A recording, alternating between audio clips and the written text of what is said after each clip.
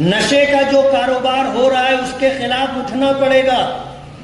आज शहर में औरतों के कुछ ग्रुप हैं, मर्दों के कुछ ग्रुप हैं जो हमारे नौजवानों को और हमारी बच्चियों को गलत रास्ते पर डाल करके उनकी वीडियो बना करके उनको मजबूर करते हैं आगे गुनाह के रास्ते पर जाने के लिए।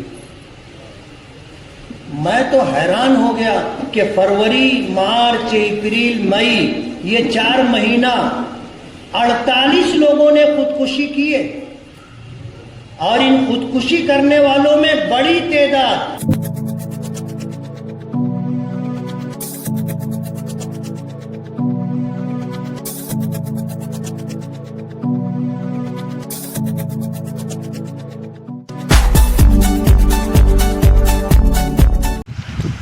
अस्सलाम वालेकुम दोस्तों। नशे के ताल्लुक़ से और खुदकुशी के मामलात पर रोक लगाने की बात चल रही है। मैं बताना चाहता हूं कि खुदकुशी आदमी क्यों करता है या नशे की तरफ क्यों राग़िब होता है। तो इसकी असल वजह पावर लूम और उससे जुड़े हुए मसाइल जैसे कि मजदूरी कम और काम ज़्यादा और दिमागी टेंशन बहुत ज़्यादा हो जाना था। एक मैं मेरी खुद पे बीती हुई बात बताना चाहता हूँ दोस्तों कि मैं भी एक इतना परेशान हो गया था इस मामले में, बीवी की बीमारी और दूसरे मामला शादी, बच्चों की शादी वगैरह के ताल्लुक़ से मैं इतना परेशान हो गया था। और ये सेठ लोग धोखा देते हैं इतनी बुरी तरह लोगों को, मतलब कर्ज़ देने का बोल के और दूसरे वो करने की वजह से अपने को ऐसे इस हाल पर लेके आते हैं, इस मोड़ पर लेके आते हैं कि आदमी खुदकुशी कर ले। ये असल जड़ है खुदकुशी करने की जो मुझ पर बीती है कि मुझे पवारवाड़ी पुलिस स्टेशन में बैठ कर पुलिस ने समझाया कि भाई खुदकुशी हराम है, ऐसा नहीं करना चाहिए, ये गलत है, तुम्हारे बाद खुदकुशी करने के बाद तुम्हारा क्या होगा।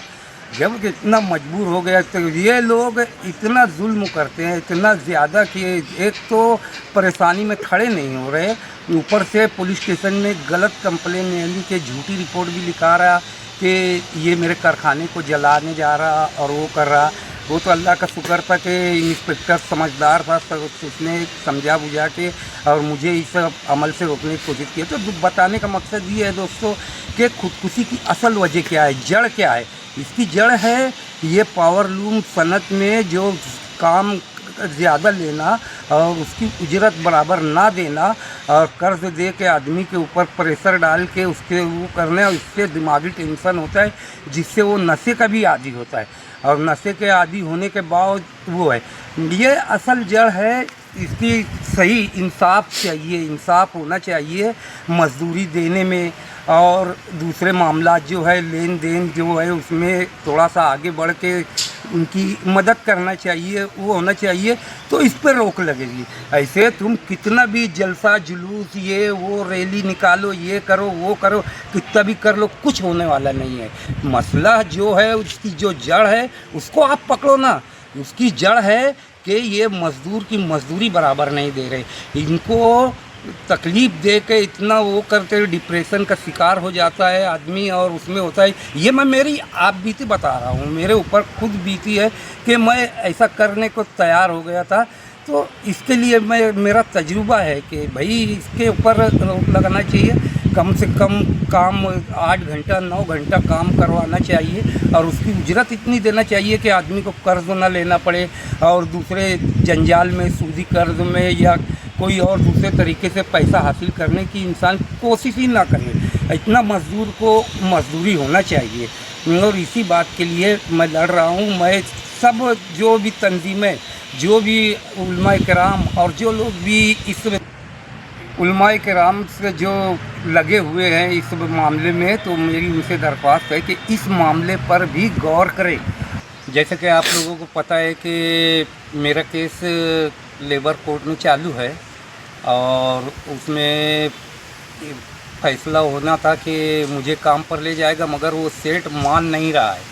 वो कोई भी हीला बहाना करके केस को लमाता जा रहा है। कभी बोलता है कि मेरे पास काम खाली नहीं है, जब काम खाली होगा तब लेके जाऊंगा। फिर उसके बाद बोलता हम आमदार के पास जाके बात करके हम अपना मसला हल कर लेंगे, मगर वो कोई भी चीज़ अपनी कोई ज़बान पे कोई भी कायम रह नहीं रहा है, ना वो संविधान की बात समझ रहा है, उसका उल्लंघन करता ही जा रहा है। उसके लिए तो वैसे उसको लास्ट उसका ये स्टेप लिए हमने कि अब कोर्ट में जाना चाहिए, और कोर्ट में से वकील वगैरह से सलाह मशवरा कर रहे हैं कि कैसे डालना है, और इंशाल्लाह जल्द ही हम डाल देंगे। और मेरा 16 तारीख को जो भी कोर्ट का मतलब लेबर ऑफिस में जो भी फैसला होता है उसके ऊपर अगर अमल नहीं हुआ तो मैं असलम भाई और अल्ताफ़ भाई और दूसरे जो यूनियन के लोग हैं, हम लोग वहाँ पर धरना आंदोलन शुरू कर देंगे जब तक का मुझे इंसाफ नहीं मिल जाता। शुक्रिया, जय हिंद, अस्सलाम वालेकुम।